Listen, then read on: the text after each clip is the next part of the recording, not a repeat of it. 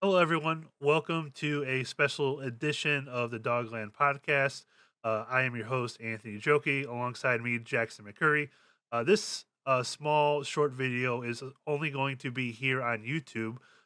We wanted to hop in here really quickly and go over some Browns news that we got today. The Browns have hired an offensive line coach already. His name is Mike Bloomgren. He was previously the head coach at Rice University for the last 7 seasons. Before that, he was at Stanford as the run game coordinator. And most importantly, I think is the biggest part of this is he served as an assistant coach on the New York Jets under Bill Callahan. So, Jack, we talked about briefly yesterday how the Browns plan on getting back to the roots.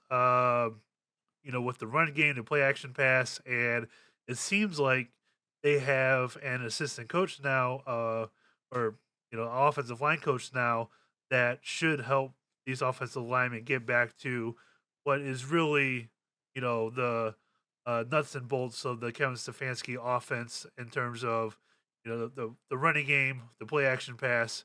It seems like we're headed back to that now. Yeah, it certainly feels that way, Anthony. And the quickness of this hire, I think this tells you what direction, the Browns, especially head coach Kevin Stefanski, wanted to go. Getting, like you said, getting back to its roots. I can't help but think of the article Jared Mueller, our friend and colleague, wrote last month on Dogs by Nature, saying that the Browns need to find their identity again. And uh, their identity, the first several years of the Kevin Stefanski era, was strong offensive line play, getting back to that run game, the play action, the wide zone scheme. And it just certainly feels like they are going back to that direction, Andy or Anthony. And um, this hire kind of really indicates that hiring somebody like a Mike Bloomgren who has Bill Callahan ties, worked under him when they were both together on the New York Jets coaching staff. And it just seems like looking at his background, reading about Bloomgren, that the Browns are going back to trying to find that identity that made them successful those first couple years or so under the Kevin Stefanski style offense. And, you talked about that article that Jared wrote. You kinda heard certain, pieces of that, being echoed by Joe Bitonio, this, past weekend after, the final game of the season. So, if they are able to get back to that, with, um, this new offensive line coach, as well as, going to have to find new pieces, along this offensive line. Let's kind of quickly dive into that. So obviously, Bluegreen has his work cut out for him a little bit. They're gonna have to find an answer at left tackle. Don't think that's gonna be Jed Wills. Dewan Jones coming off an injury. His run blocking isn't great per se. So has his work cut out for him there. We'll see if Batonio comes back. You know, we'll see what happens with Posick and Teller and Conklin as well. Wh- How do you feel? What does Bloomgren have to do with these guys that are currently here? Obviously, if Batonio sticks around, he has a future Hall of Famer here to help him out. But the rest of the O line, there's certainly still question marks there, and there are young guys that on this roster that he can develop.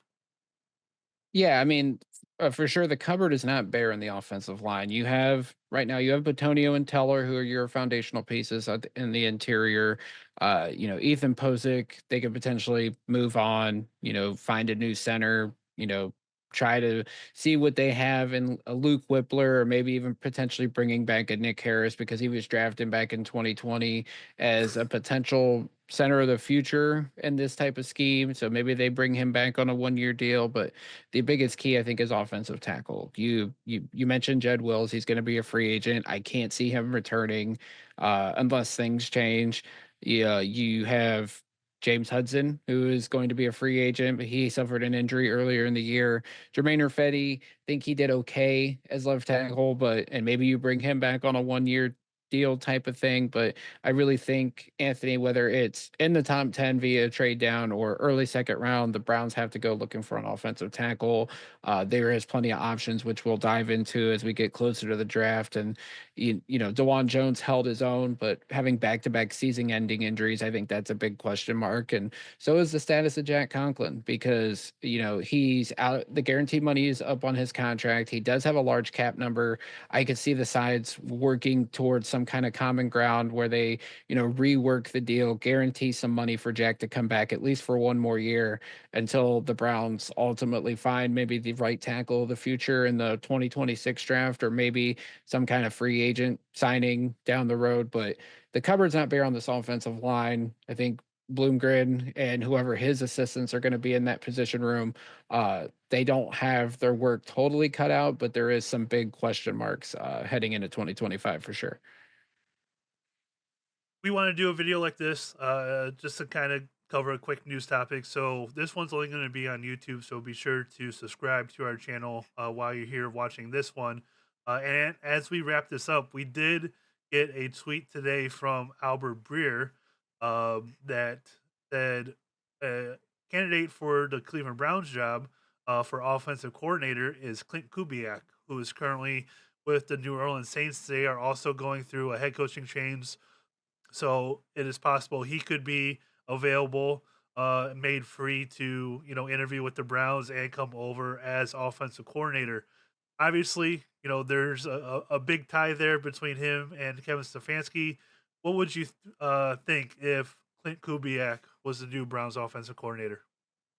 I think this would be a good hire. I mean, you look at his background, obviously his dad being Gary Kubiak, who him and Mike Shanahan, what they did in the 90s with the Denver Broncos, with John Elway and Terrell Davis speaks for itself. And the other work that he did with running backs in that scheme in Denver under Mike Shanahan. And then, Clint has gone. He has a history with Kevin Stefanski. Obviously, the two worked together in Minnesota, two separate stints, 2013 to 2014, as well as 2019 when Kevin Stefanski was offensive coordinator and Clint was the quarterbacks coach. And then he's been an offensive coordinator twice, once in Minnesota in 2021, and then this year with New Orleans. So he has a familiarity and a background in the same type of scheme that Kevin learned from Clint's father, Gary, when they all worked together in Minnesota. So I think this would be a natural fit.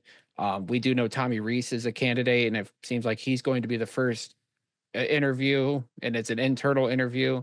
The Browns still have to go through the Rooney Rule, so it'll be interesting to see who they interview for that. But it just seems like, if I had to guess, it's going to be Reese or Kubiak potentially as the next Browns offensive coordinator. I think it would make a lot of sense if they want to get back to what they do best in terms of the play action and running the football. Kubiak would probably be that guy, but Reese has certainly been a popular name here over the last week or so. Being rumored to be a candidate for offensive coordinator wherever Mike Vrabel goes if he gets a job in the NFL this offseason, which he should. So we'll see. It'd be very curious to see if they would be able to get Clint to, come here to Cleveland, or if it's Tommy Reese or somebody else that we don't even know. But I would imagine that those two are at the top of the list right now.